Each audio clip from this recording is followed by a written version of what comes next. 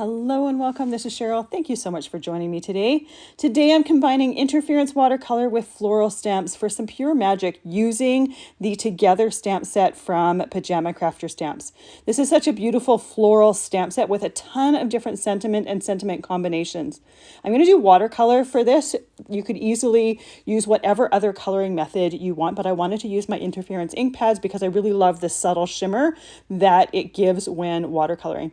Now, I haven't used this stamp set before, so the very first thing I'm going to do is use a white eraser over the stamping surface. It just removes any possible manufacturing residue on that stamp and helps it to take ink just a little bit better. Because I'm doing watercolor, I am stamping this onto some watercolor cardstock, and I'm actually going to heat emboss this image. I love heat embossing with watercolor because I like that raised edge it gives. It makes the watercolor a little bit easier, but it also gives you a little bit of a different texture. You could also use just a permanent ink with this if you preferred, but then you have to be careful if you're watercoloring in one area and you want to put a different color right beside it. You have to make sure that that first area is completely dry. So after stamping this a couple times with some VersaMark ink, I pour on some superfine gold embossing powder. You could use whatever color you want, but for this floral, I think some metallic for those lines will be really, really pretty. Any of the embossing powder that is stuck to an area on the cardstock that I don't want it to stay, I use a soft brush to remove that before doing that heat embossing. Once that's melted onto the cardstock, there's no way it's going to move. So if there's something where you don't want it, definitely need to take it off before heat embossing. Now I pour the powder onto that image over top of a scrap piece of paper, making it really easy to put all of that excess right back into the jar, and then use my heat tool. So it goes from a granular matte shade to a nice smooth metallic finish. So you can really see the difference once it's embossed. It looks absolutely beautiful. Once I have this embossed, I'm going to watercolor this with those interference inks. I have 3 interference ink pads that I'm using. We don't need a whole lot of colors here. You could choose different ways of watercoloring if you prefer. I'm choosing to do the watercolors, like I said before, because I like the subtle shimmer it gives, but you could use a metallic or an interference watercolor paint if you want. I don't happen to have any interference paints, so using an ink pad that is water soluble and water reactive is perfect for this. It gives that ink pad more than one use. Now I've just smushed that ink pad onto an acrylic blocks to use as a palette. You can use whatever you want. Anything non-porous would work. Even a piece of acetate would work for this. The more water we add to the ink, the lighter the color is going to be and the less shimmer that we're going to see. So what I do when I'm watercoloring is I start where I want that color to be darkest. As I'm moving my brush out, there's going to be less ink on that tip and more water. If I want a color to be a little bit darker in a certain area, for this I want there to be a little bit more ink on the bases of the leaves, I'll add more ink to my brush and just tap it on the bases of the leaves.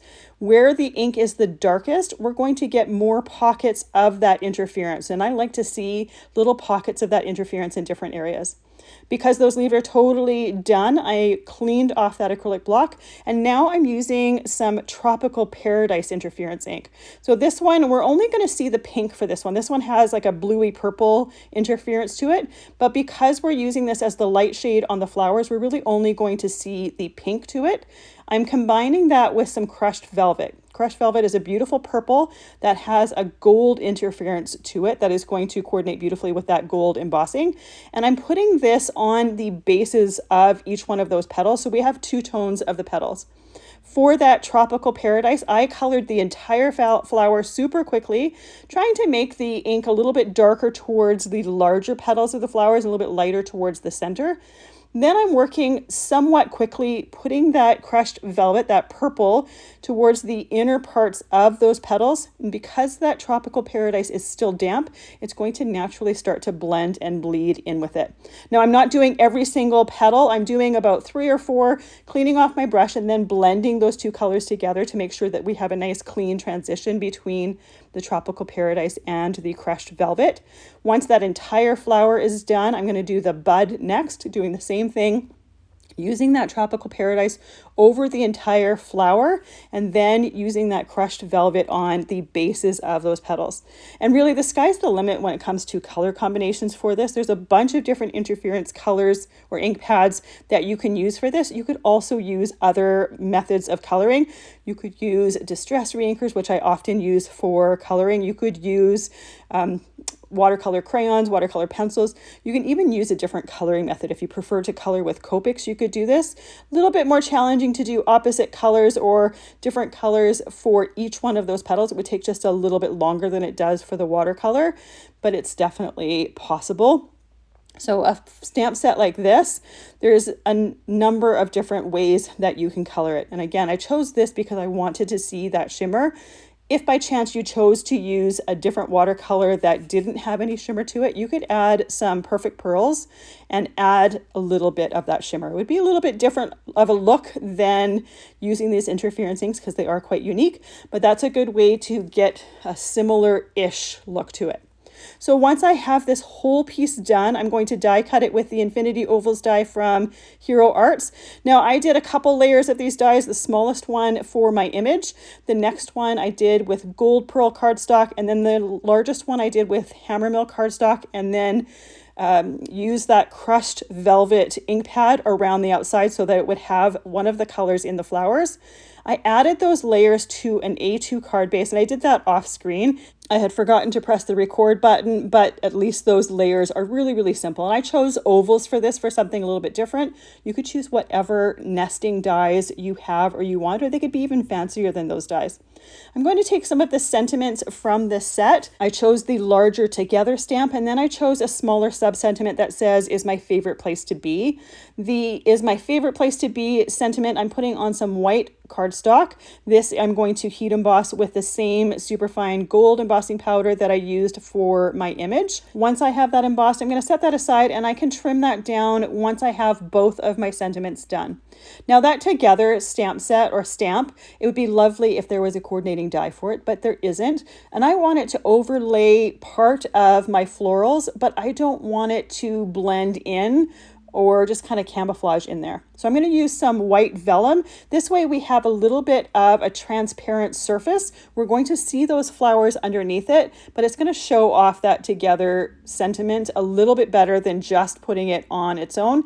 I also didn't really want to fussy cut around a sentiment. I don't mind fussy cutting, but I don't really like doing it around sentiments themselves. So I used my Misti to stamp that word Together a couple times on the vellum. I did use some embossing powder tool on top of that before I did my stamping so that that embossing powder would only stick to that word Together.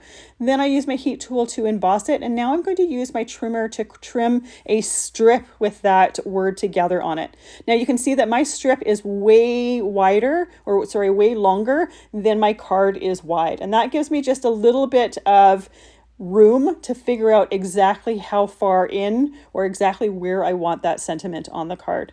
For my little mini strip here, I just put that right under my trimmer. I use that clear finger guard on the side of the trimmer close to the blade. I line up my sentiment so that you can see a tiny bit of it on the right hand side of it and then trim. I do it to the same thing to the other side, and then I cut the ends off. So here is my sentiment. I'm going to place it on my card here, and this way I can decide whether I want it towards the right, towards the left. I have enough length in that strip that I can easily pick and choose exactly where I want it to be. Then I can trim it down to size. Now for this strip, I'm also going to use some embossing on the edges of the strip just to tie in that gold a little bit more. If you don't want to do this, another option for gluing this to your card would be to put a sheet of double-sided sticker sheet or like Suk Wang on the back of it, or score tape on the back of it. For this one, because I didn't put that tape on the back of it before trimming it down, I opted to do this gold embossing around the edges, and I'm going to hide my liquid glue underneath that gold embossing. It's just going to give me a little bit of forgiveness with this, a little bit of leeway. You may see the odd little bit of liquid glue seeping out underneath there, but it's going to be very, very minimal, and your eye is going to draw to that embossing just a little bit more than it would to that little tiny bit of liquid glue under there. Even with vellum, Even with vellum adhesives, they say it doesn't show, but it always shows. So I always try to find some creative ways for gluing that vellum to my cards. So I'm going to add that liquid glue right below that little line of embossing around the outside edges. I'm going to glue that to my card. And then when it comes to that little sentiment strip, I'm going to add some foam tape on it to give it a little bit of extra dimension. You can see with adding that vellum strip to that image, it didn't take anything away from that image. It just muted it a little bit underneath the word together so that you could see that word just a little bit better and make sure that you can actually see it apart from the image underneath it. So once I have the foam tape on top of that little sentiment strip, I can take the backing from that tape off and then I can add it to the word together on that card. Now I chose to do my layers, my oval layer separate on top, but you could also do it as a frame and have that image underneath there if you wanted to change it up just a little bit. All of the supplies that I'm using are listed and linked down in that description box below. This is one of those cards that comes together really quite quickly, and it has so many different possibilities because of all the different sentiments and the sentiment combinations you can create with the words that are in this set. This would be great for a birthday card, an anniversary card, a wedding card. You could use it for so many different occasions. Thank you so much for joining me today. I really appreciate the time that you spend with me. I hope you have a fantastic day.